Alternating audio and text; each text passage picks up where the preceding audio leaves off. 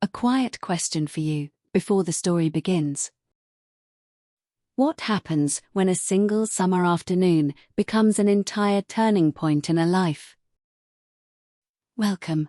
Tonight, you're not simply listening to a reading. This is a literary listening experience, a space shaped for calm immersion, emotional pacing, and the quiet pleasure of letting a story unfold with intention. Here, the tale is offered not as a hurried audiobook, but as a curated moment, a place where voice, atmosphere, and time meet gently.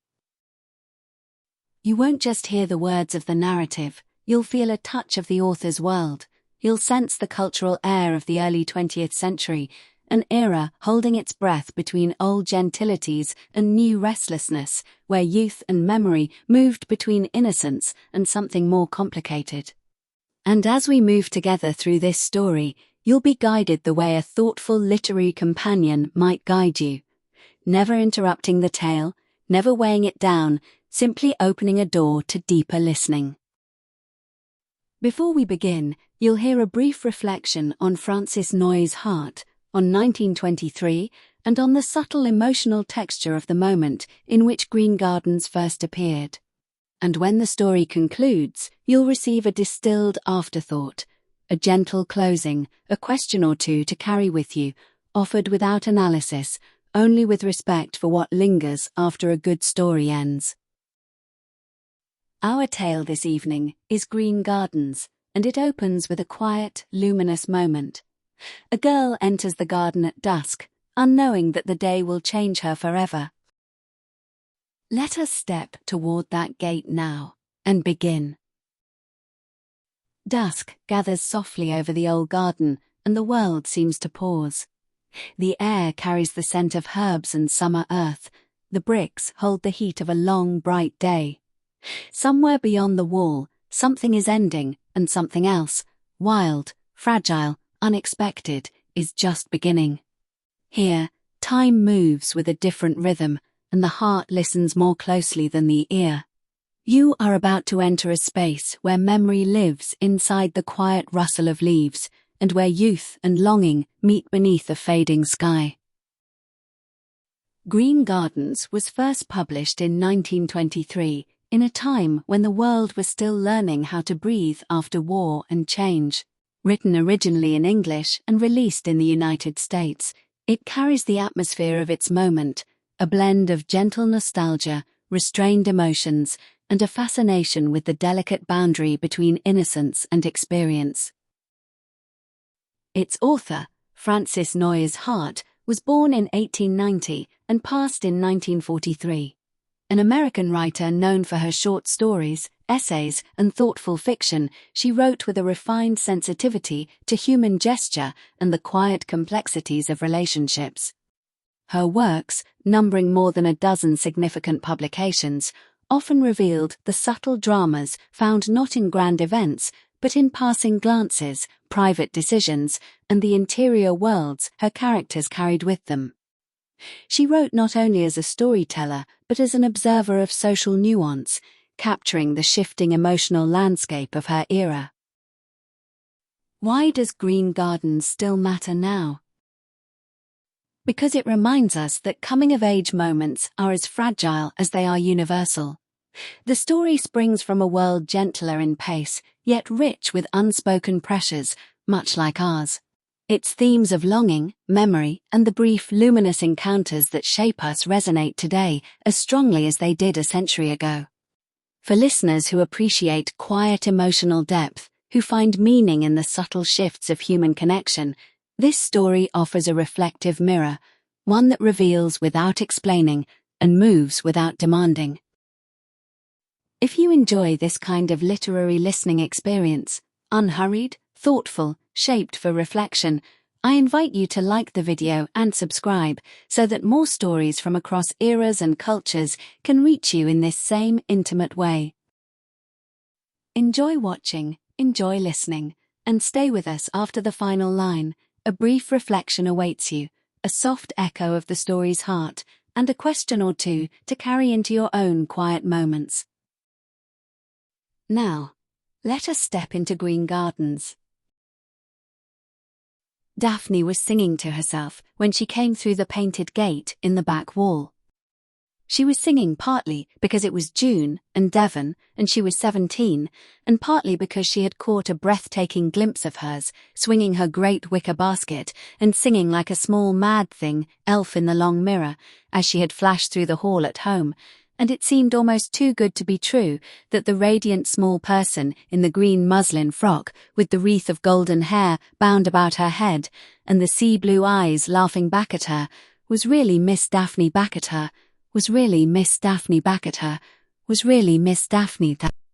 Chiltern. Incredible, incredible luck to look like that. Half Dryad, half Kate Greenaway.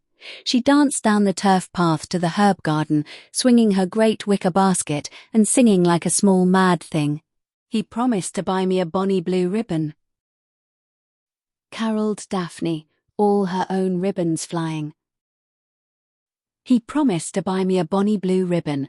He promised to buy me a bonny blue ribbon toe tie, up. The song stopped as abruptly as though someone had struck it from her lips. A strange man was kneeling by the beehive in the herb garden. He was looking at her over his shoulder, at once startled and amused, and she saw that he was wearing a rather shabby tweed suit and that his face was oddly brown against his close-cropped, tawny hair. He smiled, his teeth a strong flash of white.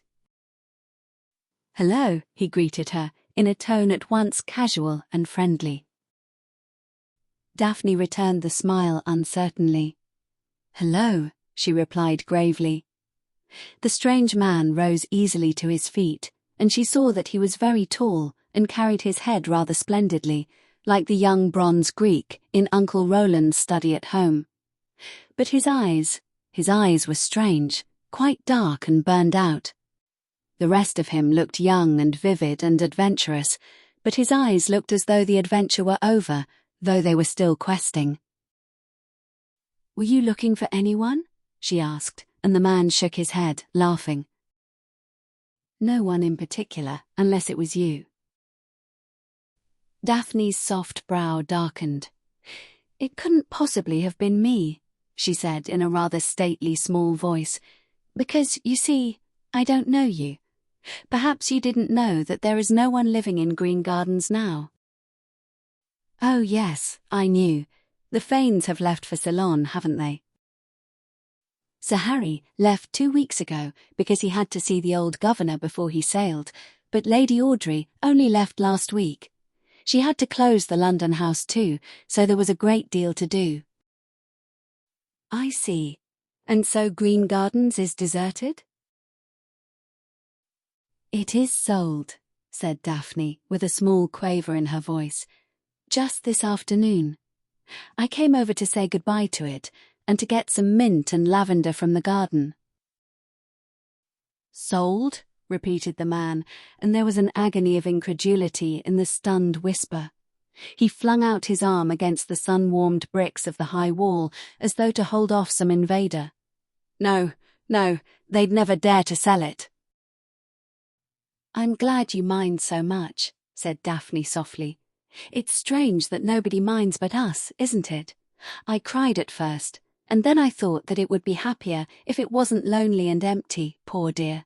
And then it was such a beautiful day that I forgot to be unhappy."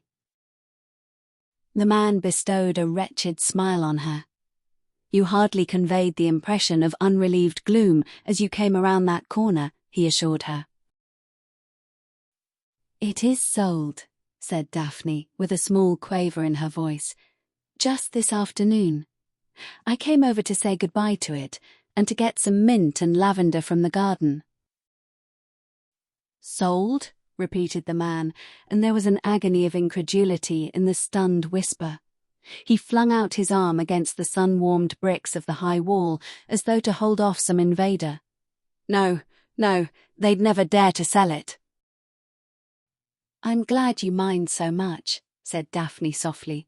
"It's strange that nobody minds but us, isn't it? I cried at first, and then I thought that it would be happier if it wasn't lonely and empty, poor dear. And then it was such a beautiful day that I forgot to be unhappy." The man bestowed a wretched smile on her. You hardly conveyed the impression of unrelieved gloom as you came around that corner, he assured her. I haven't a very good memory for being unhappy, Daphne confessed remorsefully, a lovely and guilty rose staining her to her brow at the memory of that exultant chant. He threw back his head with a sudden shout of laughter. These are glad tidings. I'd rather find a pagan than a Puritan at Green Gardens any day. Let's both have a poor memory. Do you mind if I smoke? No, she replied, but do you mind if I ask you what you are doing here? Not a bit. He lit the stubby brown pipe, curving his hand dexterously to shelter it from the little breeze. He had the most beautiful hands that she had ever seen, slim and brown and fine. They looked as though they would be miraculously strong and miraculously gentle. I came to see whether there was honey still for tea, Mistress Dryad. Honey for tea, she echoed wonderingly. Was that why you were looking at the hive? He puffed meditatively. Well, partly. It's a quotation from a poem. Ever read Rupert Brooke? Oh, yes, yes. Her voice tripped in its eagerness. I know one by heart. If I should die, think only this of me, that there's some corner of a foreign field, that is forever England, there shall be. He cut in on the magical little voice roughly. Ah, what damned nonsense. Do you suppose he's happy in his foreign field, that golden lover? Why shouldn't even the dead be homesick? No, he was sick for home in Germany when he wrote that poem of mine. He's sicker for it in heaven, I'll warrant. He pulled himself up swiftly at the look of amazement in Daphne's eyes. I've clean forgotten my manners, he confessed ruefully. No, don't get that flying look in your eyes. I swear that I'll be good. It's a long time since I've talked to anyone who needed gentleness. If you knew what need I had of it, you'd stay a little while, I think. Of course I'll stay, she said. I'd love to, if you want me to. I want you to more than I've ever wanted anything that I can remember. His tone was so matter-of-fact that Daphne thought that she must have imagined the words. Now, can't we make ourselves comfortable for a little while? I'd feel safer if you weren't standing there ready for instant flight. Here's a nice bit of grass, and the wall for a back. Daphne glanced anxiously at the green muslin frock. It's pretty hard to be comfortable without cushions, she submitted diffidently. The man yielded again to laughter. Are even dryads afraid to spoil their frocks? Cushions it shall be. There are some extra ones in the chest in the East Indian room, aren't there? Daphne let the basket slip through her fingers, her eyes black through sheer surprise. But how did you know? How did you know about the lacquer chest? She whispered breathlessly. Oh, devil take me for a blundering ass. He stood considering her forlornly for a moment, and then shrugged his shoulders with the brilliant and disarming smile. The game's up, thanks to my inspired lunacy. But I'm going to trust you, not to say that you've seen me. I know about the lacquer chest, because I always kept my marbles there. Are you Stephen Fane? At the awed whisper, the man bowed low, all mocking grace, his hand on his heart, the sun burnishing his tawny head. Oh, breathed Daphne. She bent to pick up the wicker basket, her small face white and hard. Wait, said Stephen Fane. His face was white and hard too. You are right to go, entirely, absolutely right, but I am going to beg you to stay. I don't know what you've heard about me. However vile it is, it's less than the truth. I have heard nothing of you, said Daphne, holding her gold-wreathed head high. But 5 years ago, I was not allowed to come to Green Gardens for weeks because I mentioned your name. I was told that it was not a name to pass decent lips. Something terrible leaped in those burned-out eyes and died. I had not thought they would use their hate to lash a child, he said. They were quite right, and you too. Good night. Good night, replied Daphne clearly. She started down the path, but at its bend she turned to look back, because she was 17, and it was June, and she remembered his laughter. He was standing quite still by the golden straw beehive, but he had thrown one arm across his eyes, as though to shut out some intolerable sight. And then, with a soft little rush, she was standing beside him. How do we get the cushions? She demanded breathlessly.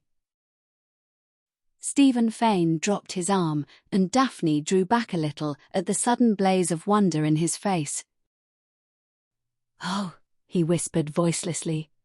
Oh, you loveliness. He took a step toward her, and then stood still, clinching his brown hands. Then he thrust them deep in his pockets, standing very straight. I do think, he said carefully, I do think you had better go.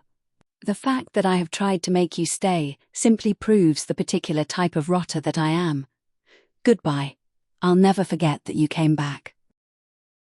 I am not going, said Daphne sternly. Not if you beg me, not if you are a devil out of hell, because you need me, and no matter how many wicked things you have done, there can't be anything as wicked as going away when someone needs you. How do we get the cushions? Oh, my wise dryad! His voice broke on laughter, but Daphne saw that his lashes were suddenly bright with tears. Stay then, why, even I cannot harm you. God himself can't grudge me this little space of wonder. He knows how far I've come for it, how I've fought and struggled and ached to win it, how in dirty lands and dirty places I've dreamed of summer twilight in a still garden, and England, England. Didn't you dream of me? Asked Daphne wistfully, with a little catch of reproach.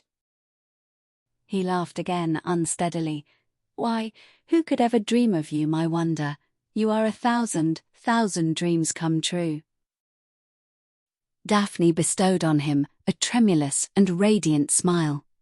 Please let us get the cushions. I think I'm a little tired. And I am a graceless fool. There used to be a pane of glass cut out in one of the south casement windows. Shall we try that? Please, yes.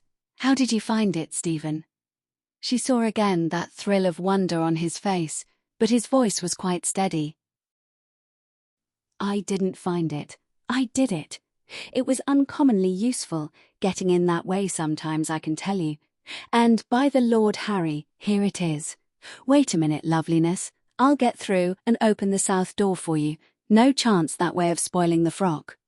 He swung himself up with the swift, sure grace of a cat, smiled at her, vanished. It was hardly a minute later that she heard the bolts dragging back in the south door, and he flung it wide. The sunlight streamed into the deep hall and stretched hesitant fingers into the dusty quiet of the great East Indian room, gilding the soft tones of the faded chintz, touching very gently the polished furniture and the dim prints on the walls. He swung across the threshold without a word, Daphne tiptoeing behind him. How still it is, he said in a hushed voice. How sweet it smells. It's the potpourri in the Canton jars, she told him shyly. I always made it every summer for Lady Audrey. She thought I did it better than anyone else. I think so too. She flushed at the mirth in his eyes, but held her ground sturdily. Flowers are sweeter for you if you love them, even dead ones, she explained bravely. They would be dead indeed if they were not sweet for you. Her cheeks burned bright at the low intensity of his voice, but he turned suddenly away. Oh, there she sails still, my beauty. Isn't she the proud one, though, straight into the wind? He hung over the little ship model, thrilled as any child. The Flying Lady, see where it's painted on her? Grandfather gave it to me when I was 7. He had it from his father when he was 6. Lord, how proud I was. He stood back to see it better, frowning a little. One of those ropes is wrong. Any fool could tell that. His hands hovered over it for a moment, dropped. No matter, the new owners are probably not seafarers. The lacquer chest is at the far end, isn't it? Yes, here. Are 3 enough? 4? We're off. But still, he lingered, sweeping the great room with his dark eyes. It's full of all kinds of junk. They never liked it. No period, you see. I had the run of it. I loved it as though it were alive. It was alive for me. From Elizabeth's day down, all the family adventurers brought their treasures here, beaten gold and hammered silver, mother of pearl and peacock feathers, strange woods and stranger spices, porcelains and embroideries and blown glass. There was always an adventurer somewhere in each generation, and however far he wandered, he came back to Green Gardens to bring his treasures home. When I was a yellow-headed imp of Satan, hiding my marbles in the lacquer chest, I used to swear that when I grew up, I would bring home the finest treasure of all, if I had to search the world from end to end. And now the last adventurer has come home to Green Gardens, and he has searched the world from end to end, and he is empty-handed. No, no, whispered Daphne. He has brought home the greatest treasure of all, that adventurer. He has brought home the beaten gold of his love and the hammered silver of his dreams, and he has brought them from very far. He had brought greater treasures than those to you, lucky room, said the last of the adventurers.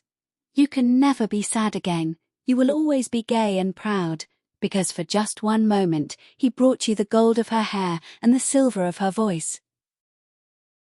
He is talking great nonsense, room, said a very small voice. But it is beautiful nonsense, and I am a wicked girl, and I hope that he will talk some more. And please, I think we will go into the garden and see. All the way back down the flagged path to the herb garden, they were quiet. Even after he had arranged the cushions against the rose-red wall, even after he had stretched out at full length beside her and lighted another pipe. After a while, he said, staring at the straw hive, "There used to be a jolly little fat brown one that was a great pal of mine. How long do bees live?"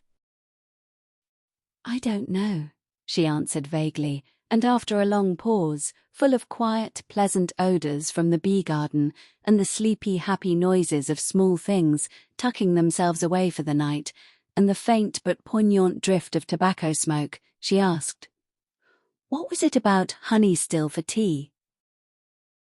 "Oh, that!"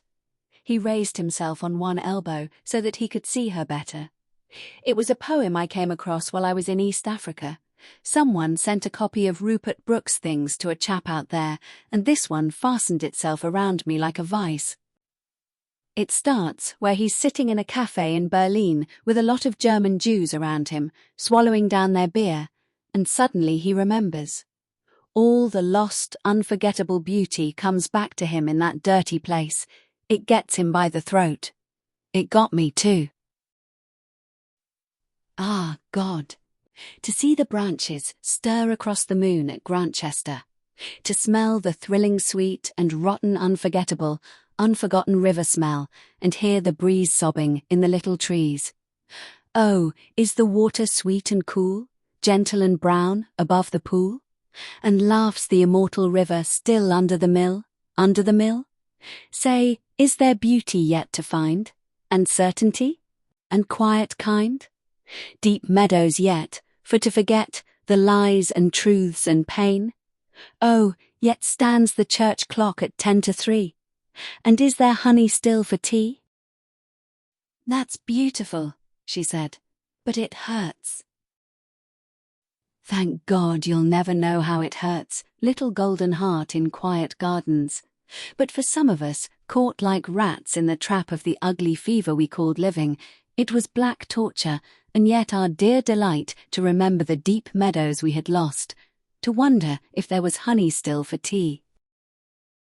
"Stephen, won't you tell me about it? Won't that help?" And suddenly, someone else looked at her through those haunted eyes. A little boy, terrified and forsaken. "Oh, I have no right to soil you with it.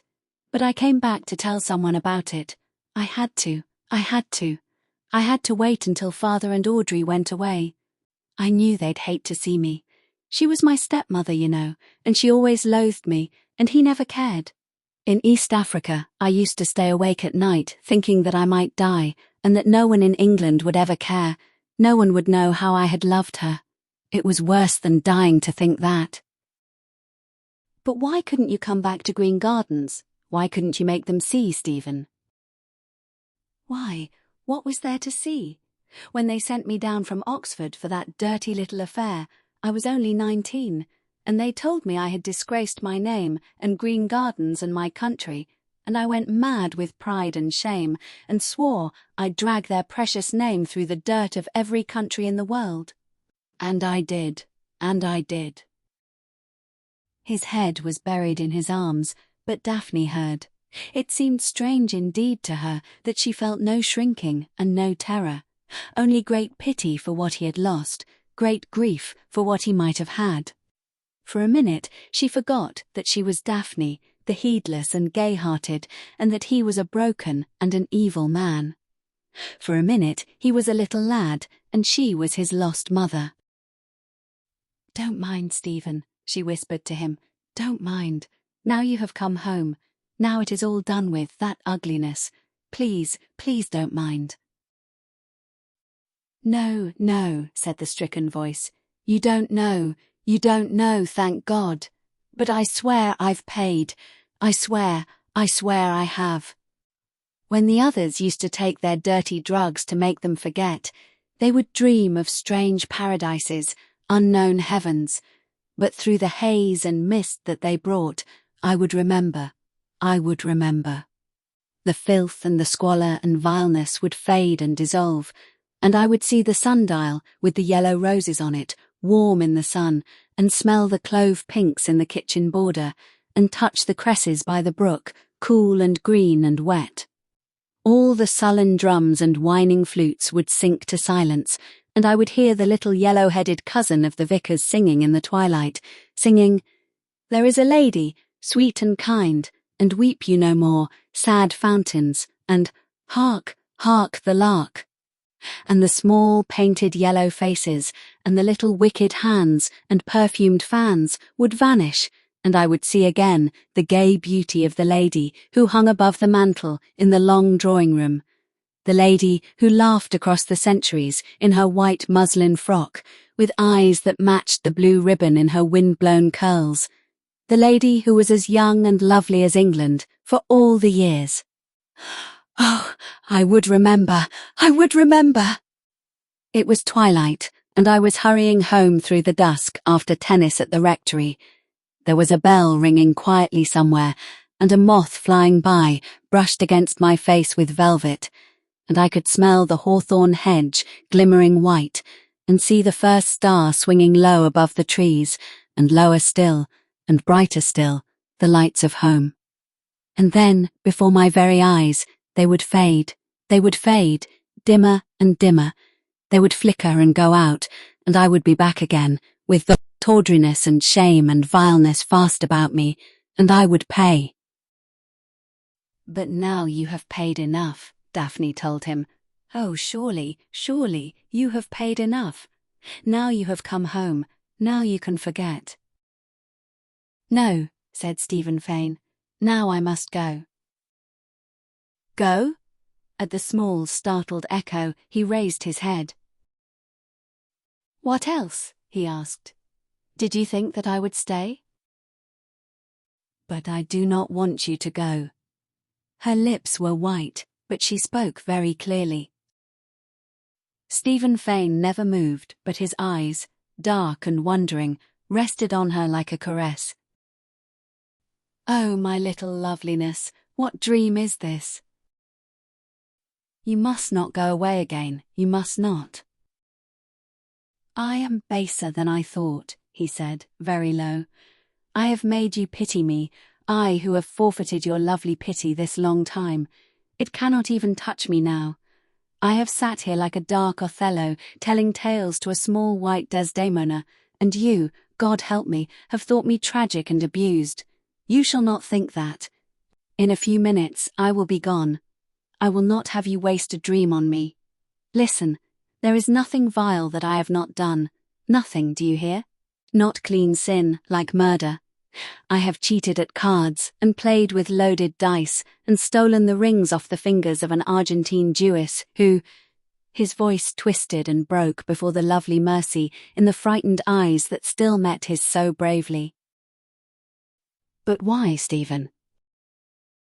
So that I could buy my dreams, so that I could purchase peace with little dabs of brown in a pipe bowl, little puffs of white in the palm of my hand, little drops of liquid on a ball of cotton, so that I could drug myself with dirt, and forget the dirt and remember England.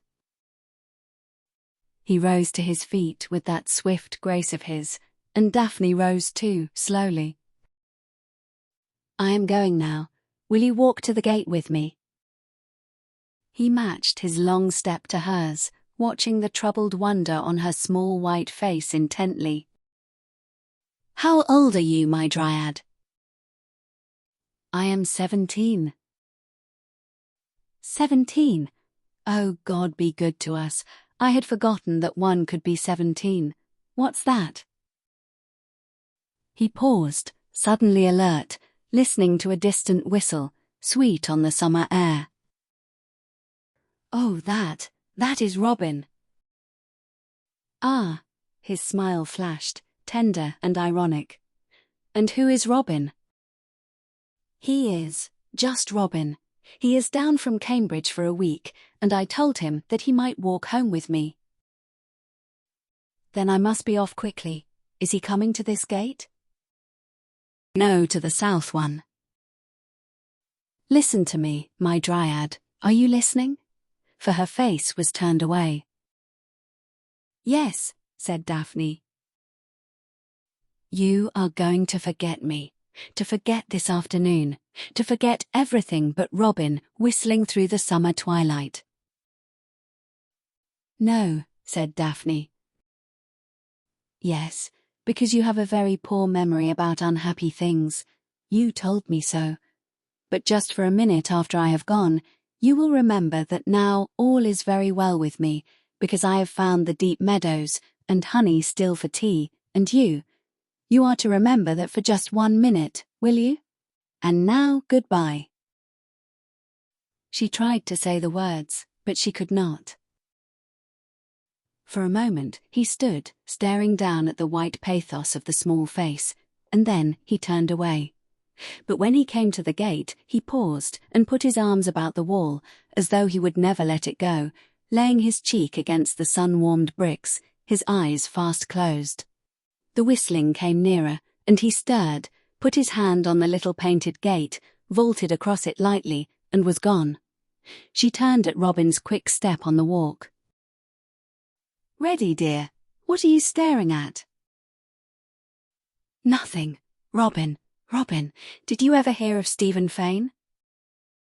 He nodded grimly. Do you know? Do you know what he is doing now? Doing now? He stared at her blankly. What on earth do you mean? Why, he's been dead for months, killed in the campaign in East Africa, only decent thing he ever did in his life. Why? Daphne never stirred. She stood quite still, staring at the painted gate.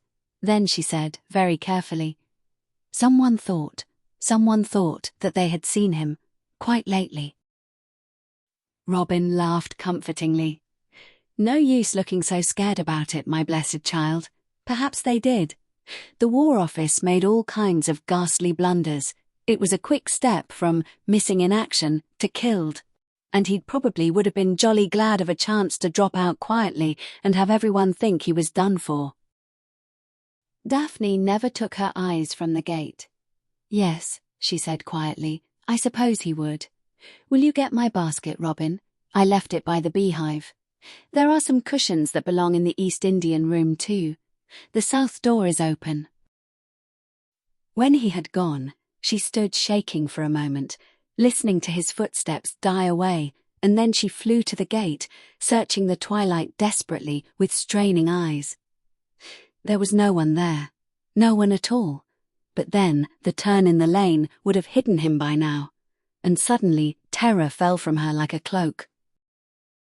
She turned swiftly to the brick wall, straining up on tiptoes, to lay her cheek against its roughened surface, to touch it very gently with her lips. She could hear Robin whistling down the path, but she did not turn. She was bidding farewell to Green Gardens, and the last adventurer. Green Gardens leaves a complex aftertaste, enchantment, ache, tenderness, and unease braided together. The dominant emotion isn't simple romance or simple tragedy. It's the feeling of having witnessed a pocket of time where something almost impossible briefly becomes real, then must dissolve. The story's emotional power comes from a double exposure. A sunlit garden of youth, scent, and English summer calm. A shadow life of war, exile, moral injury, and self-loathing.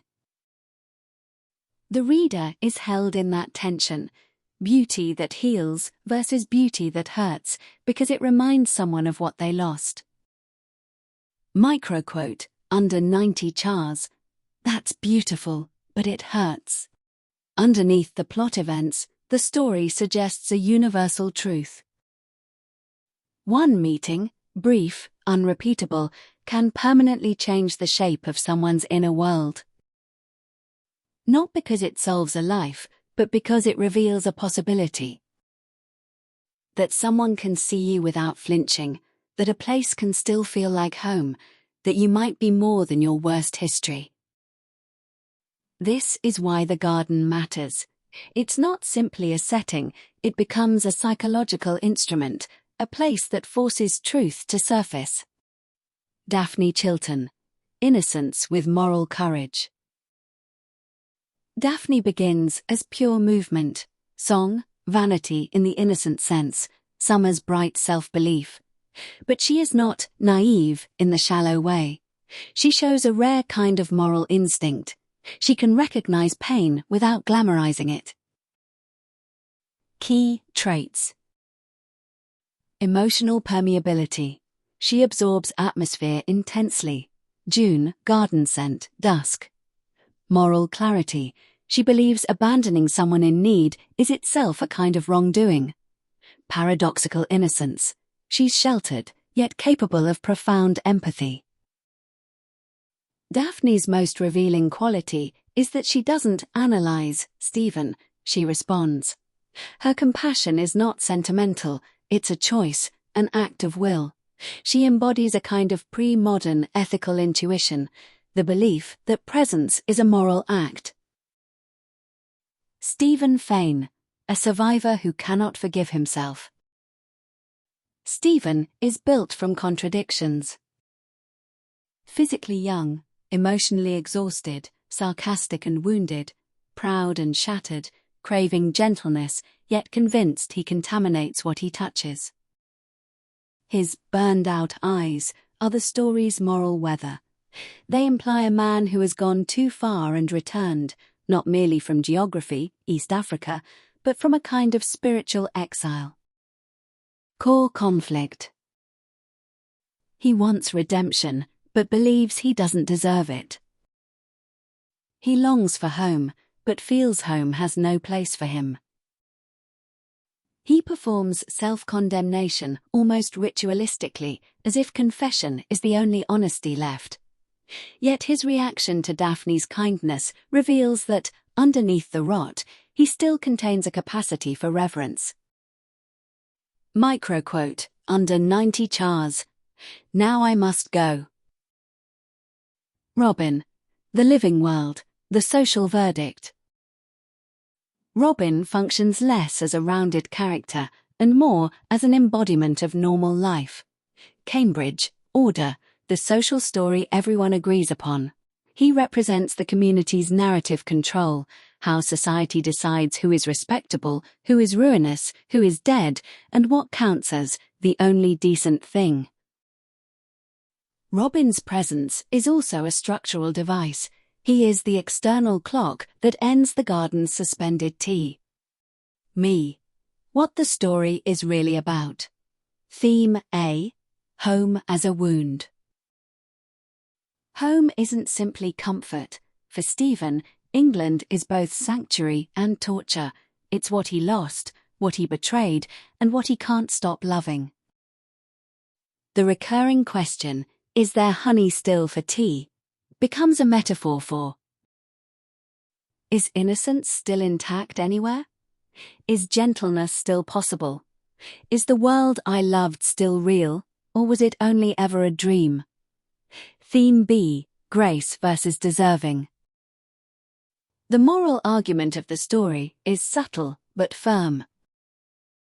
Grace doesn't arrive after you deserve it. It arrives, or it doesn't, while you are still unworthy. Daphne's stance is radical in its simplicity. To leave someone who needs you is, for her, its own wrongdoing. This reframes morality away from punishment and toward care. Theme C: Memory as addiction medicine. Stephen's language about drugs and dirty places isn't included for shock. It sets up a psychological pattern. He uses substances to forget, but they cause him to remember even more vividly. Memory becomes his high, England his hallucinated paradise. In this reading, the garden functions almost like a sober version of the drug, a real hit of the remembered world, but without the haze. Theme D: The ethics of witnessing. Daphne's role is not to fix Stephen, it is to witness him without disgust. The story suggests that being truly seen, briefly, cleanly, can matter even if nothing changes externally. Even without naming post-war explicitly in every line, the story carries an early 20th century atmosphere. The romance of England as an idealized homeland, the moral rigidity of reputation and decent lips, the shadow of overseas campaigns and imperial geography, the period's tension between Victorian restraint and modern disillusion. In that cultural climate, someone like Stephen becomes a cautionary tale, while Daphne becomes a figure of emerging modern empathy. If this story touched you in any way, I invite you to stay close to this growing circle of listeners. If you enjoy spending time with literature told softly, thoughtfully, and without rush, consider subscribing and let these quiet moments find their way back to you. Your support, your presence, helps keep this space alive. And if this experience felt meaningful, don't forget to leave a like. Let's meet again in the next story we share. Thanks for listening until the end.